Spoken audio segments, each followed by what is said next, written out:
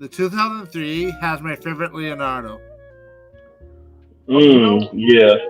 I can't disagree with you there. I think Leonardo was doing best out of all of the series through the 2003 series. So I'm with you there. Yeah, worst was Rise. We'll touch. Yeah, we'll have to probably touch on Rise. Rise is probably be put in one of our other streams. But we're going to start off with the time. We're going to start off talking about 2003 TMNT, and really we're going to start off prior before this show even came about. Really with Peter Laird and Kevin Eastman still working together at the end of the original cartoon series. The networks really didn't like the direction that Peter Laird was trying to move that original cartoon series with its second mutations. Are you guys familiar with those second mutations by chance? Yep. Yeah, you talk about season. I think it was like season 4 or 5. In the original, it was getting like bigger and all that. Later than 4 or 5. You said what? Oh, it was later than 4 or 5. It was like in the red. It was after the movie, and with the red sky. Oh yeah. You're right. Because I remember the intro. It showed the movies and all that, like the glimpse of the movie. I don't think that I'm going to get claimed if I show that intro. Yeah, I don't think so.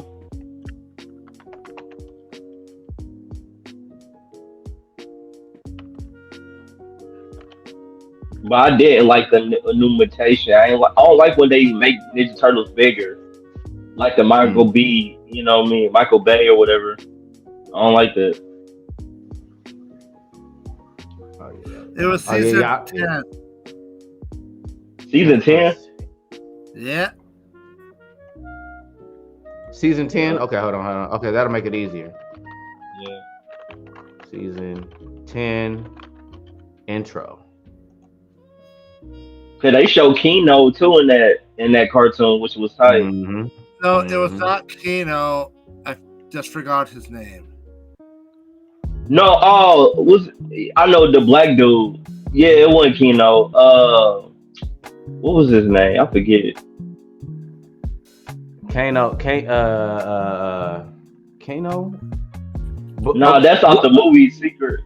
But it was a black dude. I forget his name. Oh, okay, yeah. I you know what? We'll be able to, yeah. I know who you guys are talking about now, though. I know who you guys are talking about now. Yeah. But okay, so excuse me.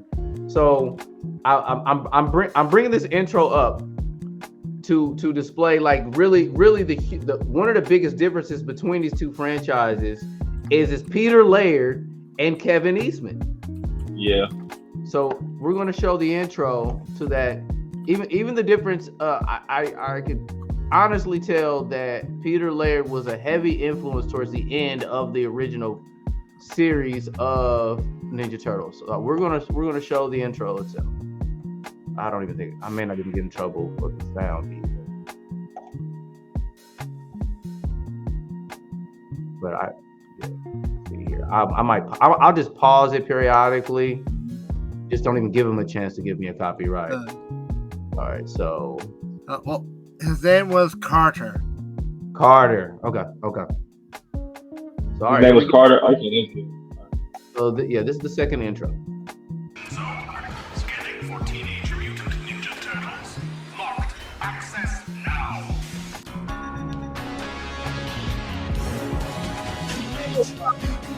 Ninja Turtles. Teenage Mutant Ninja Turtles. Teenage Mutant Ninja Turtles. I have to say, I actually like how they look in this season compared to the earlier seasons. Me too. I like the dark gritty and how they mixed it with the movie. Yeah. I mean, originally, even the first issue itself, they killed in the comics. They killed Shredder in the first issue. Oh yeah. The black and white version. It wasn't a purposeful death by them. It was they're giving him an option to kill himself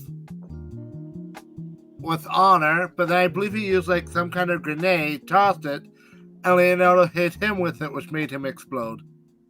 That's even darker. That's right. That's better. Shit, that's But better. yeah, so the grittiness that we honestly love from the Turtles is definitely influenced by Peter Laird.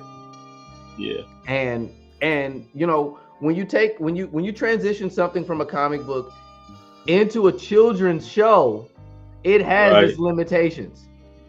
Yes. And I mean, so Oh, honestly, sorry, I was wrong. It was Donatello who used his bow to knock Shredder off the building. oh wow. Okay. Mhm. So, we could, as far as the 2003 series, we can really thank Peter Laird for delivering this to us. Yeah. And these are some of Peter's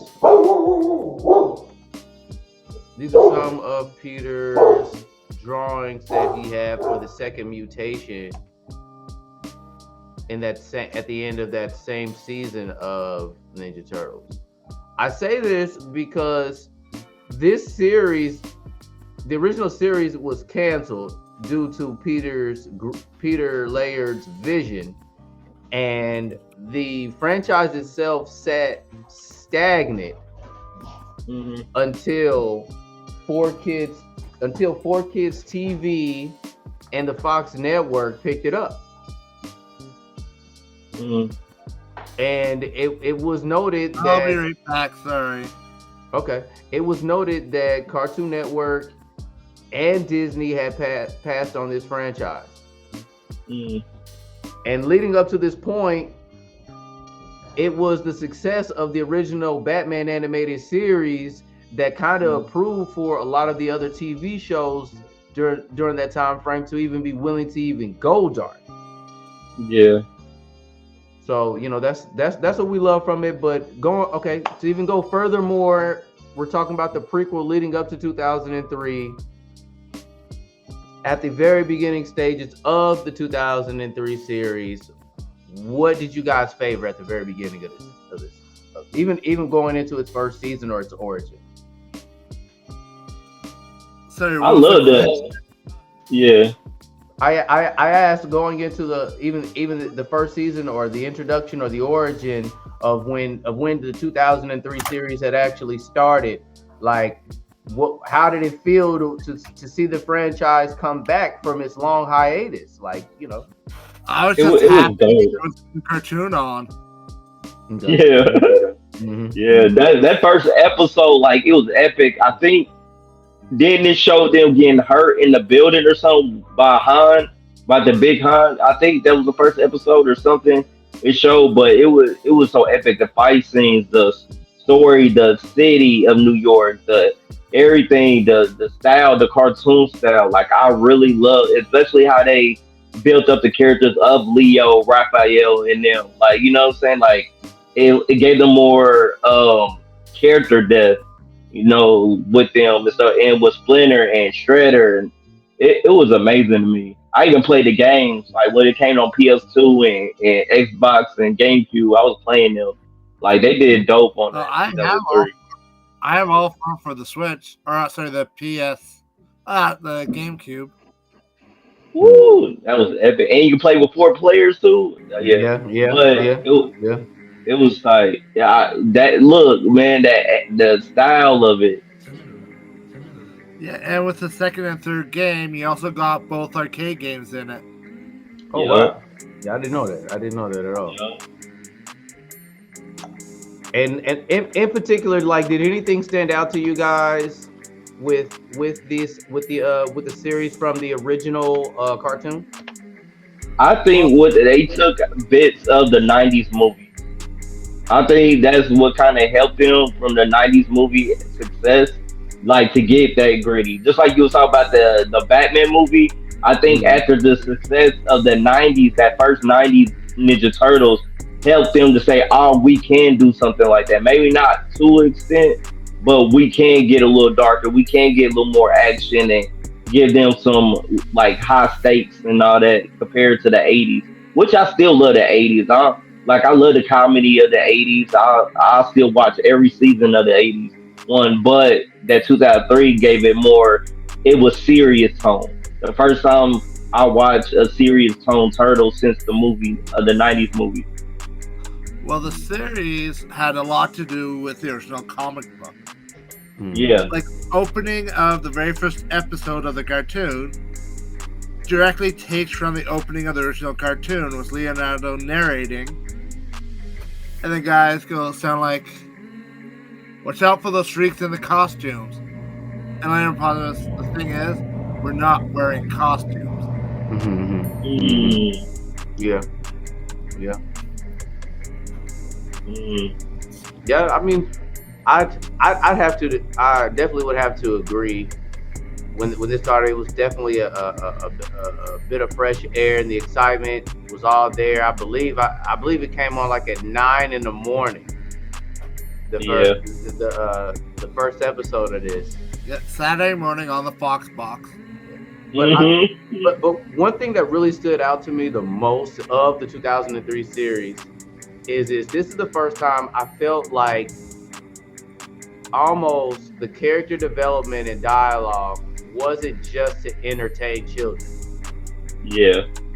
I felt like it could keep up with, it could reach a bigger demographic of people with it. An adult can enjoy it. The original fans who were what at that particular time might have been in their 20s. We're talking about from 1984 to 2003. They might have, I would say honestly, they would probably be 18, its original fans might have been around like 17, 18, maybe 20 years old. And if not older people, I was 23 when it came out, and it was like 14, I think, when it was like 13, 14 when the original one came out. Okay, exactly. So I mean, Right. I think, No, my bad. okay, and then I mean, each individual character within these series had its moments. I think one thing in particular, in comparison to the 12 series, would be that even with the original cartoon series, I think they spent more time giving Leo his credit in this 2003 series. Yes. It didn't. He didn't always appear to be just this straight and narrow guy or sensei's pet that we're accustomed to. Even in the comics, there's moments like that. But Leo went through post-traumatic stress through this series as well.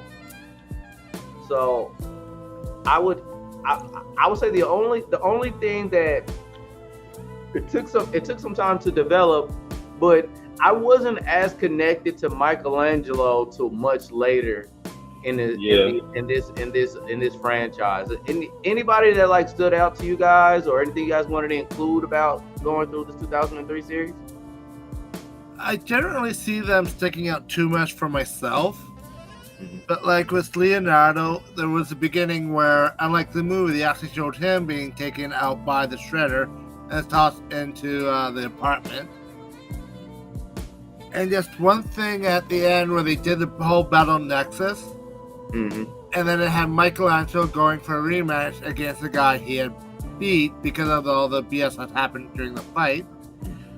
And everyone else but Leonardo turned their back on him for more training because of how lax Michelangelo gotten and how much he was talking about how he is the Battle Nexus champion. But that did have the best fight of Michelangelo versus Raphael. Yeah. That I think that was one of the key moments. It's probably one of the highlights of the franchise. Yeah, and the Triceratops, or was it the Triceratops or something that Mikey fought? The Triceratops, yeah. Then Mikey fought them too in that battle. Wait, didn't they just have 3 fights? See, and they did. So they did have the Triceratops. See, that's another comparison that I would like to make too. No, it was Traximus and Raphael fighting. Who was that? Okay. Yeah. So okay, let's get down to the nitty gritty. How'd you guys feel about Shredder? I loved it. I loved it till I found out what he really was. Okay, I have to say that it was shocking when they show in the episode of Leonardo cutting his head off. Yeah. Wow. And then a bit later, you see him picking up his head. Yeah. Hold on. I wonder if I can get a clip of that. 1 second. I'm pretty sure they got a snippet of that. Yeah. Yeah, if I'm not mistaken, there were 4 versions of Shredder. Yeah. I think 4. Because you have Shredder, you have Karaya Shredder, then you have from the lost season, the Tengu Shredder, which is the original Shredder. Yeah. And then in the final season, you had the viral Shredder. I'm trying to see if I can get the actual clip of Shredder getting decapitated. I found the episode, but Yeah. But the build up to that though was like when they was fighting in that building, I think April's building and all that, like almost like they did in the '90s movie. Like all that was so tight, Han and them surrounding them. They thought they couldn't even make it or survive. Like that whole thing of first time fighting Shredder was tight on the rooftop. Yeah, Like and in the building, was taken right in the from building. or from the original cartoon or comic Mhm. book. Yeah, here you go. we actually get okay. How far do we have to get? Oh, I like into- that. They switched weapons here. Yeah. Trying to see if we get to the moment of the actual Yeah, decapitation. the classic movie scene where you see them both jump into the air attack, and you both Yeah. land. You breathe for a minute to see which one won the fight, and Yeah. boom. Ah. Yeah. You can tell Leo won because how he landed and looked back. You can tell how he looked back that he won. He had too much of a cocky. I'm talking Saturday morning decapitation. Right. Right. Fox, you guys Right. are pushing the needle. I know, but if you keep like, how much longer is left in the episode you have there?